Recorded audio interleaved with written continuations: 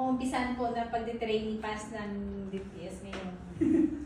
Ngayong next month.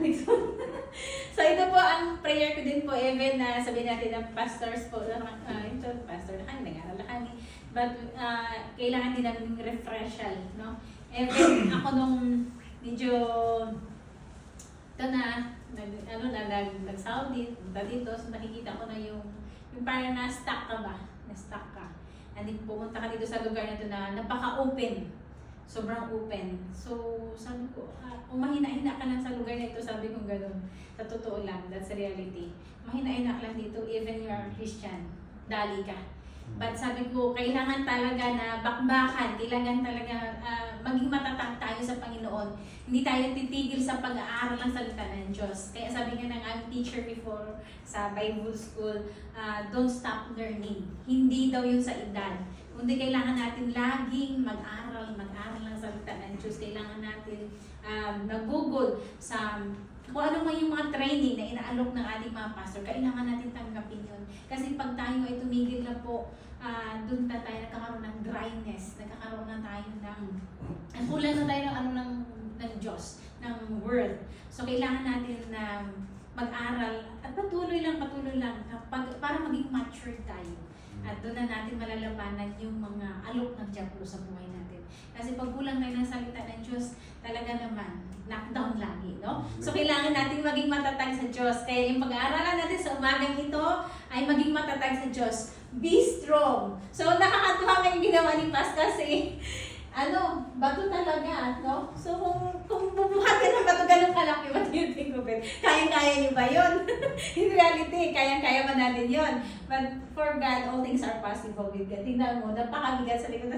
Parang natutuwa ko, wow, mabigat talaga. Mabigat na dalangin. But sa Panginoon, walang mabigat. So, sa umagang ito, pag-aaralan natin yung salita ng Diyos, buksan natin at tumayo po tayong lahat at pag-aaralan at basahin po natin ang salita ng Diyos sa umagang ito. In 2 Corinthians chapter 12, verse 10, sabi dito, that is why for Christ's sake, I delight in weaknesses, in insult, in hardship, in persecutions, in difficulties. For when I am weak, then I am strong. So, manalangin tayo sa umagang ito. Dakilang Diyos, maraming salamat po sa umagang ito. Hayaan mo po yung banal na Espiritu ay mangusap sa amin sa umagang ito, O God. Hayaan mo, Panginoon, na yung banal na Espiritu ay mamuhay, Panginoon, na sa iyong salita, O God, sa umagang ito na tanggapin namin, Panginoon, na magrema ito sa aming mga buhay at may sa buhay namin, Panginoon. Hayaan mo, Panginoon, yung salita, O God, ay siya, Panginoon, pakinggan namin. Buksan mo, O God, ang aming mga spiritual na isip, spiritual na puso, spiritual na pandinig, na maunawaan namin ito, Panginoon. Hayaan mo, Panginoon, na yung salita mo, Panginoon, sa umagang ito ay siyang maihayag at maitaas, at siyang paniwalaan namin, Panginoon, at siyang ikabuhay namin, Panginoon, sa aming pang-araw-araw na pamumuhay. Lord, dalangin namin, Panginoon, sa umagang ito.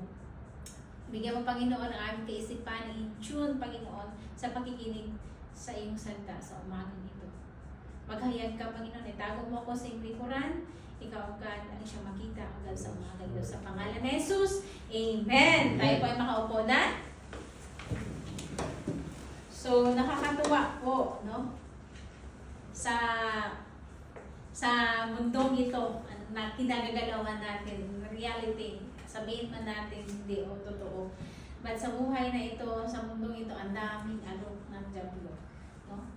Kung nasa comfort zone lang po tayo, wala po tayong nakikita. Pero pag tayo po ay lumabas, doon po natin nakikita yung reality. Nakakalungkot man po, no?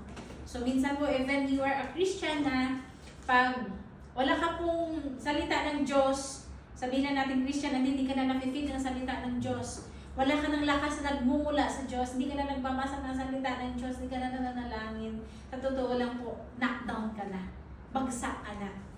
No? So, in reality, sa umaga, pagising natin, sa totoo lang, ano ba talaga yung una nating dinadampot? No? Nakakalungkot sa generation na ito. Yung sabi ko, Lord, grabe. Andun na yung mga gadgets, iba-ibang gadgets, iba-ibang, ano na tayo. Pero nakita kong disiplina talaga. Kailangan natin may disiplina at magkaroon ng lakas na nagmumula sa Panginoon. Unahin talaga natin yung Panginoon. So nakikita natin na nandun yung hardship, nandun yung tinatawag natin na napakahirap. But in reality, nakakaranas tayo noon. No? Nakakaranas tayo noon. So pag-aaralan natin tungkol sa salita ng Diyos na paano maging matatag bilang mga Kristiyano, bilang anak ng Diyos. Even sa pinaka-worst ng buhay natin, even sa pinaka-mabigat na pagsubok sa buhay natin, kailangan natin maging matatag mula sa Panginoon. Siya lang talaga yung matatag, sa totoo lang. Tayo without God, apart from God, we are nothing. Wala talaga tayong kakayahan. Tanggapin po natin yun. Yun ang nakakatuwa eh. Yung tinatanggap natin yung kamalian natin, yung tinatanggap natin na mahina tayo pag wala yung Panginoon. Pero yung lakas na nagmumula sa Panginoon, kahit anong pagsubok, kahit anong mga trials yan, o kahit anong mga temptations yan, mapaglabanan natin dahil meron tayong malakas na Diyos na pwede natin i-connect. Amen. So yun ang nakakatuwa, yun ang nakakagala kasi meron tayong pag-asa na nagmumula sa Diyos. Hindi pag-asa nagmumula sa iyong kaibigan o hindi, it's not trusting our friends or believing our friends, but we need to trust God and believing our God who can renew our strength. No? So may mga tao na pag may problema, lumalapit sa mga friends. It's not wrong, but sometimes it's better we ask God's guidance. We ask God's leading in our life. Kaya ako sa totoo lang, ang dami ko na rin siguro naranasan. Pag humihingi ako ng talagang iniiyak ko na lang sa Lord. Kasi sometimes, pwede mo rin sabihin sa friend mo, but better and the best answer talaga ay nagmumula sa Panginoon. It comforts you. Pag iniyak mo yun sa Lord, iwan mo naranasan yun. Pag iniyak mo